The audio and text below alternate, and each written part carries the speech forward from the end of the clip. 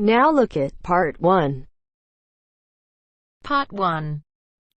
You will hear two people discussing an extramural course. Fill in the information you hear on the application form below. First, you have some time to look at questions 1 to 6.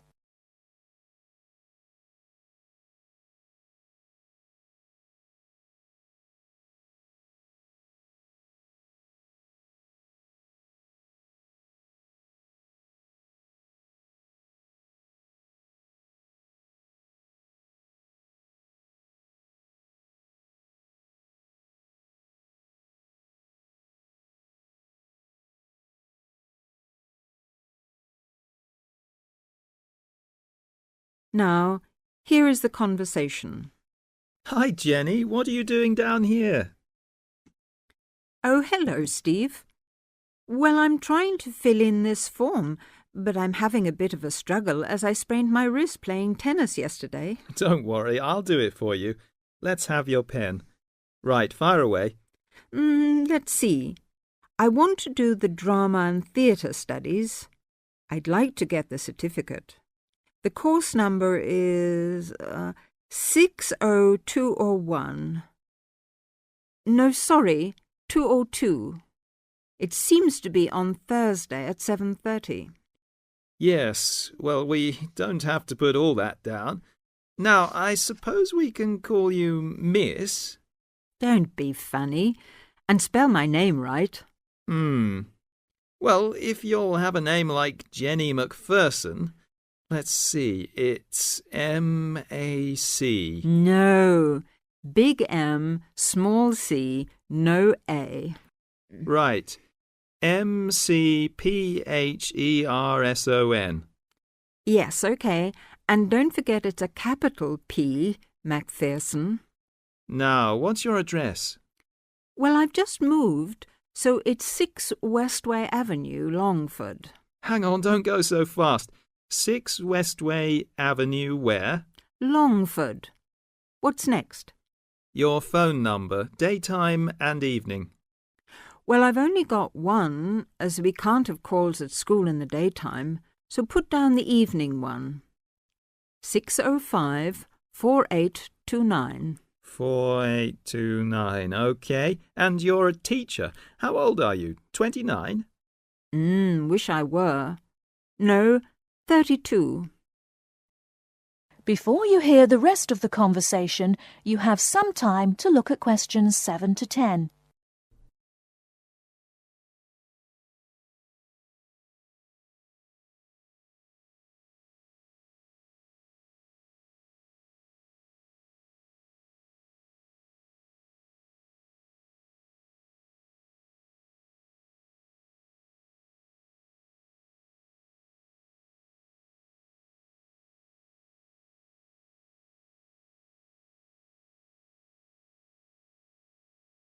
Now listen and answer questions 7 to 10.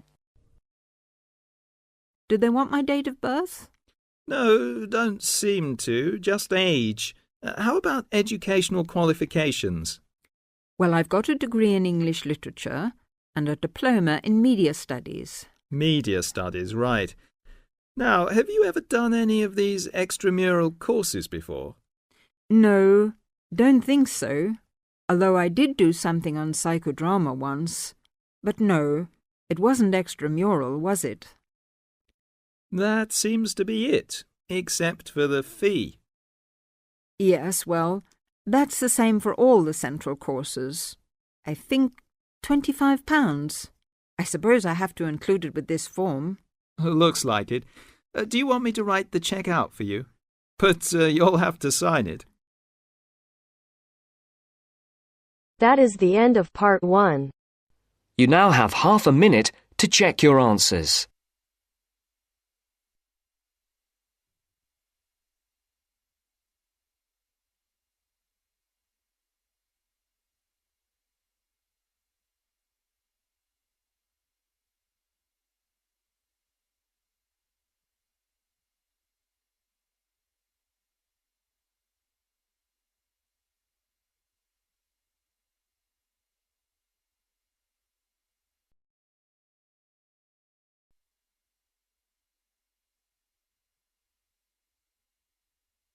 Now turns to Part 2. Part 2. You will hear the Overseas Student Officer talking to some new students about the arrangements for an excursion to Ironbridge. First, you have some time to look at questions 11 to 15.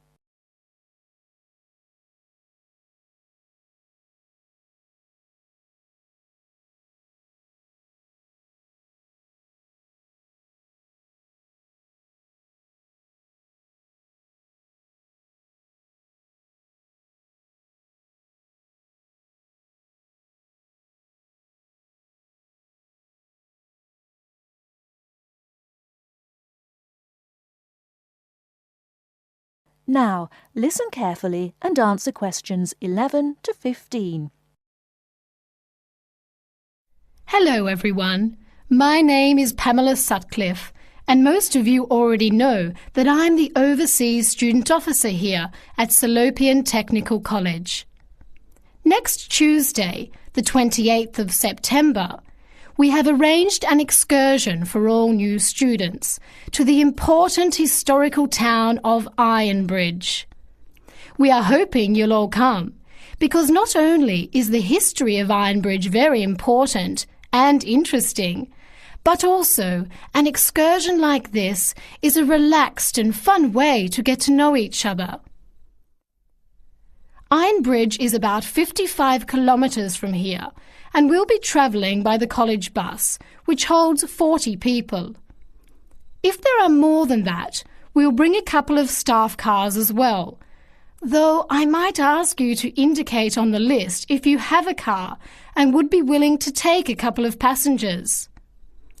The list I'm referring to is up there on the student notice board, and if you would like to come on Tuesday, would you please add your name as soon as possible? By the way, could you please print your name clearly? I know some people have wonderful signatures, but often I'm afraid I can't read them, which can cause problems. So if we need extra transport and you could bring your car, can you tick the car column next to your name? Could you also add your student number and your telephone number, just in case there are any last-minute changes and we have to contact you? The other information I need to give you is about lunch. There's a very nice little restaurant in Ironbridge which gives a 15% discount to the college when we bring groups. That means lunch is only about £4, and they do good vegetarian meals too, so it's usually no problem for those of you on special diets. But if you prefer to eat your own food, that's fine too, either on the bus or in the park. But I'd encourage you to try the restaurant. Now, talking of costs, I should tell you that the bus will only cost you £10, and if you bring your car, we'll pay for the petrol, so you get a free trip in return for driving there. Will you please sign up by Saturday at 6 p.m. at the latest? The list is closed after that. We will depart at 9:30 a.m. sharp on Tuesday morning, so please make sure that you arrive at least 15 minutes before so that you can find a seat and get settled on the bus. Before you hear the rest of the talk, you have some time to look at questions 16 to 20.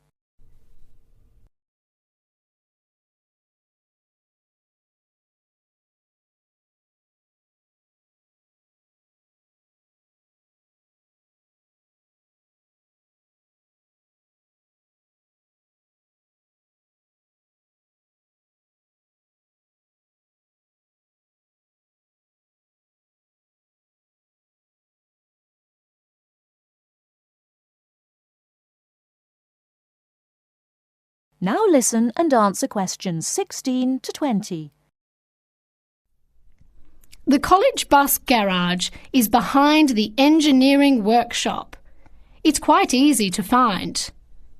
If you come here to the Student Union building, then walk east down the avenue until you get to the childcare centre on your left, and then turn left and walk past the sports centre and the tennis courts, which are both on your left.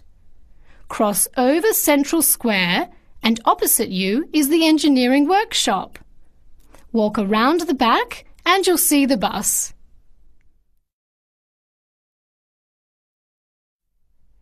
Please wear comfortable shoes, as we'll be walking around Ironbridge and be on our feet for most of the day.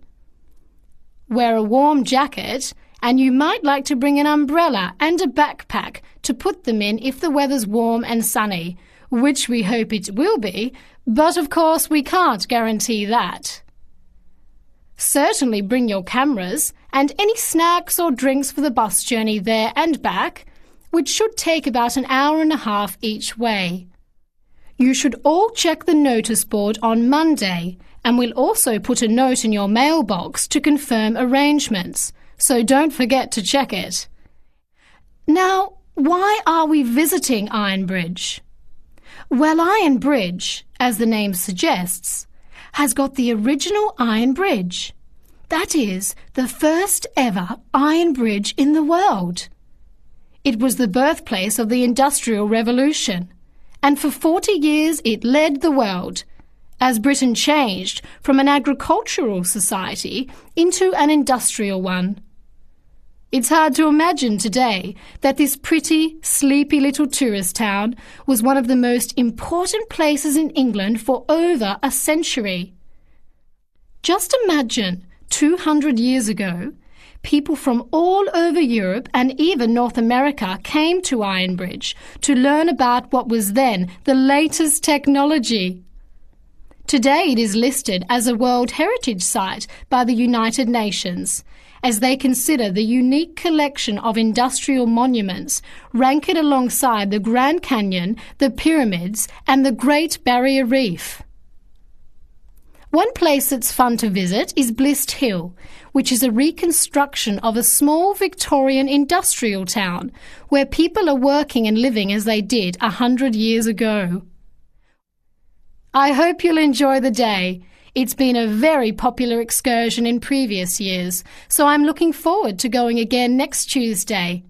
Now don't forget to put your name on the list as soon as possible. That is the end of part 2. You now have half a minute to check your answers.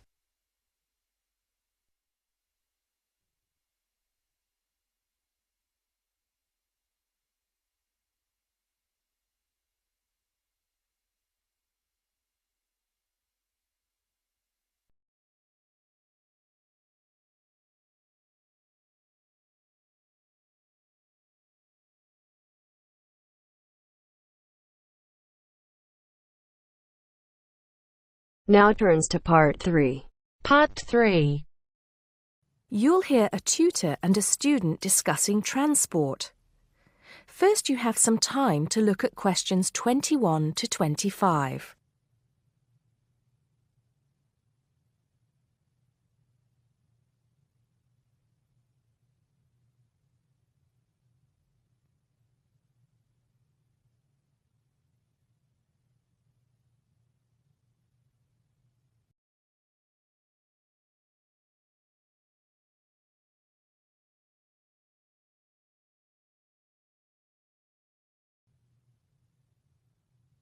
Now listen carefully and answer questions 21 to 25. Come in, John, come in. How's the paper going? Morning, Mr. Taylor. Pretty well, actually. Good, good. It's not all about bicycles, is it? I know you've got a thing about bicycles. Yes, but that's just... There are other ways to get around town, you know. Yes, I know, and I think I've researched pretty well all of them. Right then. So your paper's about urban transport in London, eh? Not just London, but that is going to be the focus. I've also looked at urban transport systems in cities around the world. Madrid, Beijing, Mexico City, Amsterdam, Paris, other countries too. You have been busy, haven't you? What's the purpose of your study? Well, two things really. I want to see if there are more efficient ways of organizing urban transport systems while cutting down on traffic congestion, and of course pollution, and to find ways of encouraging people to use public transport instead of their cars. Let's start with that then, with cars. I think you'll have a hard time thinking of ways to persuade people to swap their cars for a crowded bus or underground train. They're convenient, comfortable, faster, and sometimes they're a status symbol too. Okay, I agree that cars will probably always be the most popular means of transport, but there are ways to cut down the number of people who bring their cars into the city. It's a problem that affects every big city, and several methods have been tried. I know, as I've found to my cost. When I go into London, which I do 2 or 3 times a week, I have to pay £5 to get into the city centre. Has your research thrown up any more places where they do this? Oh, yes. Apart from London, there's Oslo, Stockholm, Singapore. Now, there, in Singapore, they've got it really organized. They've imposed a tax on all roads leading into the city center, and they have electronic sensors that identify each car, and then debit a credit card belonging to the owner. Before you hear the rest of the conversation, you have some time to look at questions 26 to 30.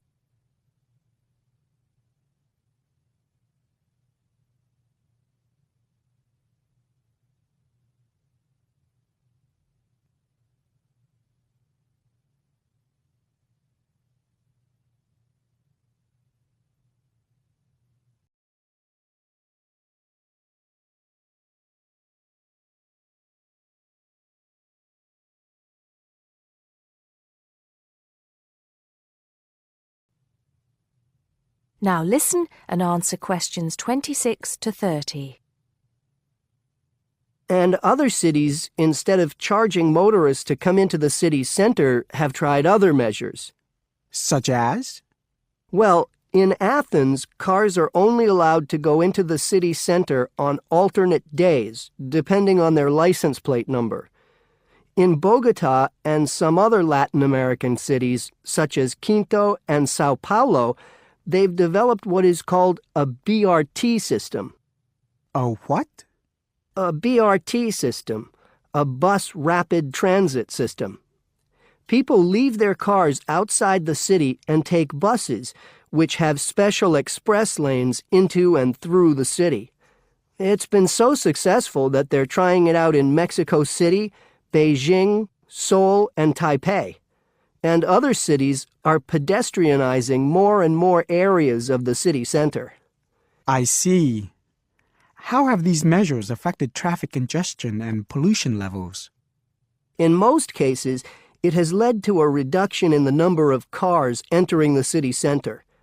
Certainly in Singapore, where it's now much easier to move around the city and the air is much cleaner than most other cities in that part of the world. London, too, I believe. I can give some facts and figures if you like. Please do. In the first year after the tax was introduced, the number of people using buses to get to the city center rose by 38%. Really? 38%? Incredible. Yes, and the number of cars entering central London dropped by about 18%. There's more. The number of people using bicycles and mopeds went up 17%. I knew we'd get to bicycles at some point. Well, yes. In the city, the bicycle has a lot going for it. You can avoid traffic jams, there are no parking problems, they don't pollute, they're cheap to run, and they don't cost very much. Oh, and here's another fact for you. You can fit 20 bicycles in the space needed to park one car. Well, I never. But I can't see it catching on. Besides, we seem to be getting off the point. Not at all. China, Japan, and Holland have all integrated bicycles into their urban transport systems. In Holland and Japan, they've got special parking areas for commuters who get to the station by bike. And Japan has even built multi-story parking facilities for bikes close to railway stations. Then look at America. In New York, delivery services use bicycles because they can deliver messages and small parcels far more quickly and at much lower cost than cars or vans. Even the police use bicycles. In fact, in about 80% of the towns in America where the population is around 500,000, the police regularly patrol on bicycles.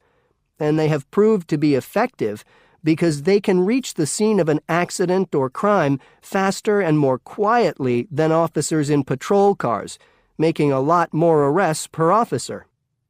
Well, you do know your bicycles, don't you? But I do need to hear more about the public transport system and what's to be done about that. And I'd like you to look a bit more into the economics of it, how much it will cost to improve the situation, and so on. Okay? Right. See you next Tuesday. Yes, next Tuesday. Bye, Mr. Taylor.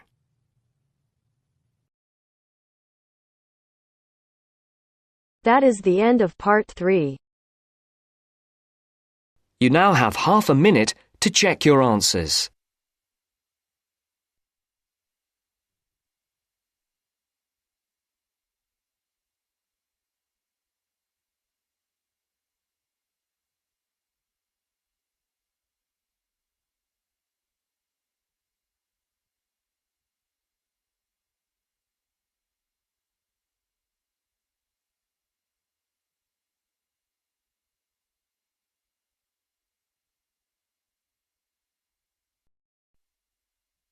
Now turns to part 4. Part 4. I'd like to go over some simple security measures today. First, you have some time to look at questions 31 to 40.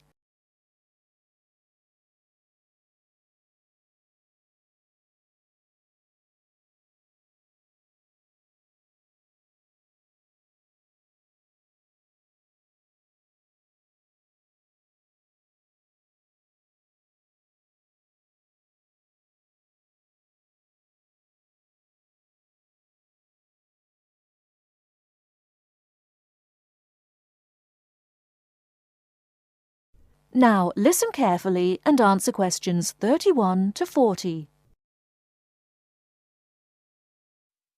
Hello everyone. I'd like to go over some simple security measures today. As you all know, there have been a few small incidents with students' possessions being lost or stolen, and as the student representative for Middlesex Hall of Residence, I'd like to remind everyone of a few simple things we can do to make our accommodations safer for everyone, and to remind everyone of the security measures already in place. First of all, I'd like to go over what security measures are already in or around the halls of residence.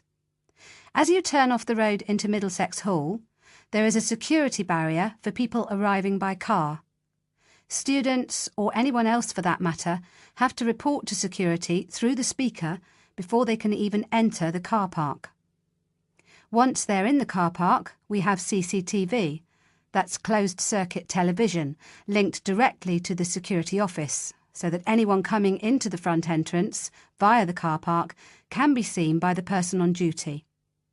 We also have cameras around the Hall of Residence. The film from the CCTV is kept by security in case there is a problem and we need to send the film to the police to help identify the person.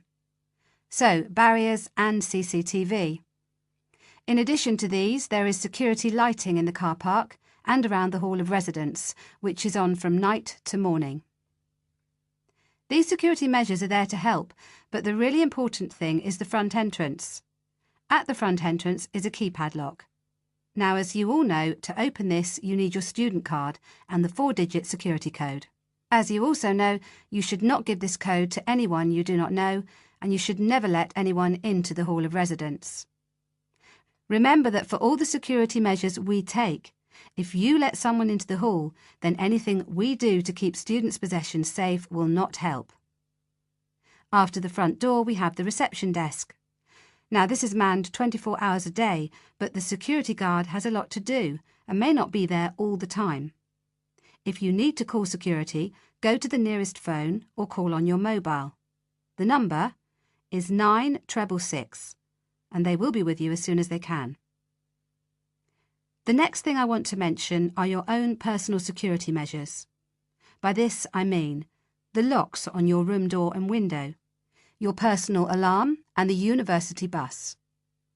All student rooms have a swipe lock that we open with our student cards. Do not leave your room door unlocked if you're going out for a long period of time. And do not leave your card in a place where someone can pick it up and enter your room. This is, of course, common sense, but people still leave their rooms unlocked and still leave their cards around. The next thing is your room window. Everyone has a key for their window, and everyone should try to keep their windows locked when they are out of the building.